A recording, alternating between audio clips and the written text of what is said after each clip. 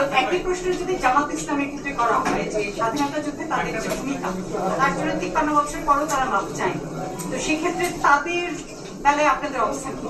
আচ্ছা, জামায়াত ইস্যুতে প্রশ্নটা এসেছে এবং আমরা আসলে এই কারণে অনেক বেশি কনসার্ন এই জুলাই গণহত্যার বিচার নিয়ে, কারণ 71-এ সংগঠিত যে গণহত্যার বিচার আমরা দেখেছি যে এই বিচার নিয়ে এখনো আসলে প্রশ্ন আসতেছে। তো এটা প্রথমবারের মতো 10,789 জন রাজাকারের তালিকা প্রকাশ করল সরকার। সকালে এই তালিকা প্রকাশ করেন মুক্তিযুদ্ধ বিষয়ক মন্ত্রী আ.ক.ম মোজাম্মেল হক। তিনি জানান, যাদের বিরুদ্ধে দালিলিক প্রমাণ রয়েছে, বিভিন্ন থানায় রেকর্ড রয়েছে, তাদের নামই প্রকাশ করা হয়েছে। সরকার নতুন করে কোনো তালিকা করেনি বা করবেও না।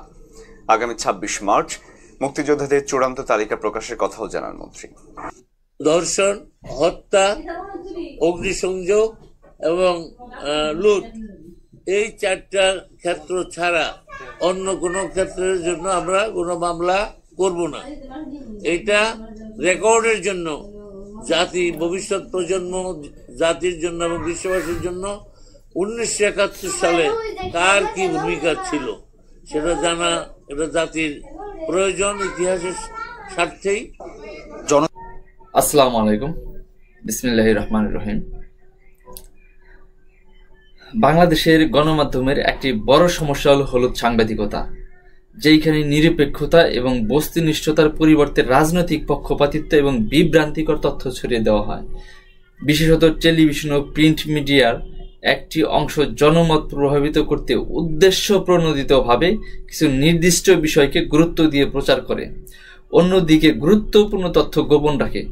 সম্প্রতি টেলিভিশন সাংবাদিক নাহিদ ইসলামকে যে প্রশ্ন করে স্বাধীনতার 53 বছর পরেও জামায়াতে ইসলামীকে যুদ্ধ অপরাধের দায় স্বীকার করার প্রসঙ্গে, কিন্তু একই সঙ্গে এই প্রশ্নটিও গুরুত্বপূর্ণ যে স্বাধীনতার পর আওয়ামী লীগ রাজাকার ইস্যুতে কি ভূমিকা রেখেছে। 2009 থেকে 2019 সাল পর্যন্ত গবেষণায় আওয়ামী লীগ সরকার রাজাকারের একটি তালিকা প্রকাশ করে, যেইখানে দেখা যায় 8,060 জন আওয়ামী লীগের এবং 1,024 জন হচ্ছে বিএনপির এবং মাত্র 37 জন হচ্ছে জামায়াতে ইসলামীর। তাহলে প্রশ্ন আসে, আওয়ামী লীগের ভেতরেই যদি এত রাজাকার থাকে, তাহলে শুধুমাত্র জামায়াতের দিকে কেন আঙ্গুল তোলা হয় এবং এই আঙ্গুল তোলাটা কতটুকু যৌক্তিক? বাংলাদেশের রাজনৈতিক দলগুলো মুক্তিযুদ্ধের চেতনাকে একটি রাজনৈতিক হাতিয়ার হিসেবে ব্যবহার করে। বিশেষ করে আওয়ামী লীগ নিজের একচেটিয়া মুক্তিযুদ্ধের পক্ষের দল হিসেবে নিজেদেরকে জাহির করে। বাস্তবে তাদের ভেতরে বহু রাজাকার ছিল, যা 2019 সালের তালিকায় উঠে এসেছে। জামায়াতে ইসলামী মুক্তিযুদ্ধের বিরোধিতা করেছিল, এ কথাটা সত্য। তবে প্রশ্ন হলো, দল হিসেবে তারা সরাসরি কতটুকু যুদ্ধ করেছে বা হত্যাযজ্ঞ চালিয়েছে। প্রখ্যাত মুক্তিযোদ্ধা কর্নেল অলি আহমেদের মতে, জামায়াত ইসলাম দল হিসেবে সরাসরি যুদ্ধে অংশ নেয়নি বা কাউকে হত্যা করেনি।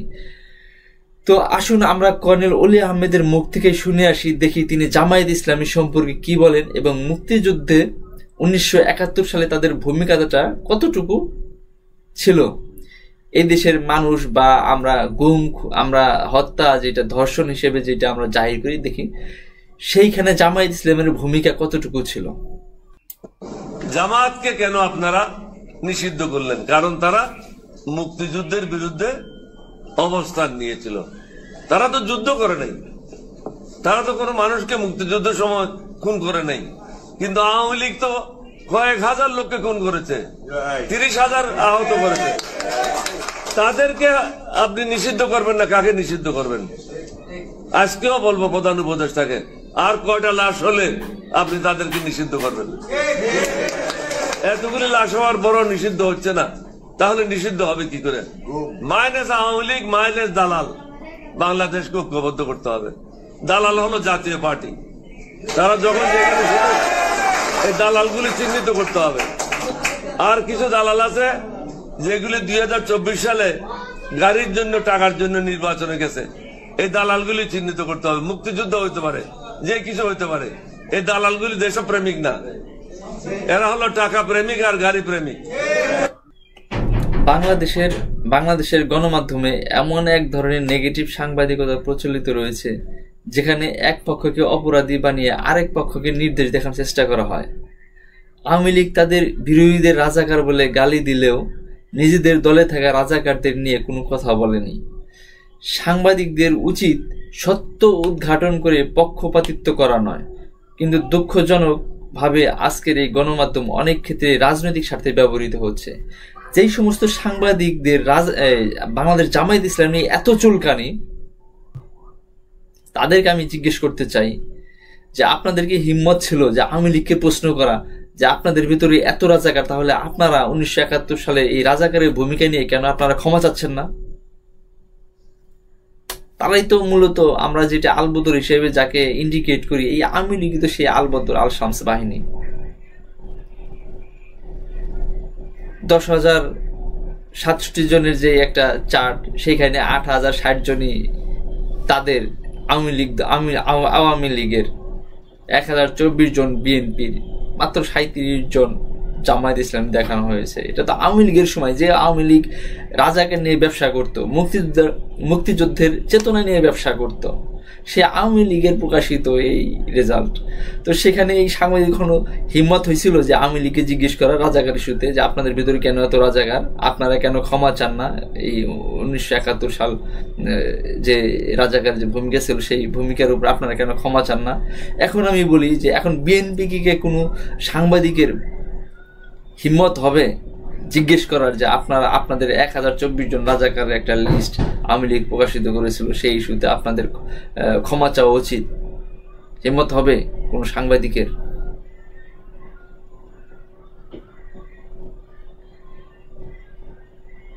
কারো হিম্মত হবে না। তো সাংবাদিকদের যে মেসেজটা আমি দিতে চাচ্ছি সেটা হচ্ছে যে আপনারা হলুদ সাংবাদিকতা বাদ দেন, ভালো হয়ে যান, বস্তুনিষ্ঠ সাংবাদিকতা করেন এবং সত্যটাকে আপনারা খুঁজে নিয়ে আসেন। যারা দেশের হয়ে কাজ করে, যারা সত্যিকারেরই দেশপ্রেমিক, তাদেরকে পেছনে উংলি করবেন না। জামাত ইসলাম এই দেশে একমাত্র সত্যিকারের দেশপ্রেমিক।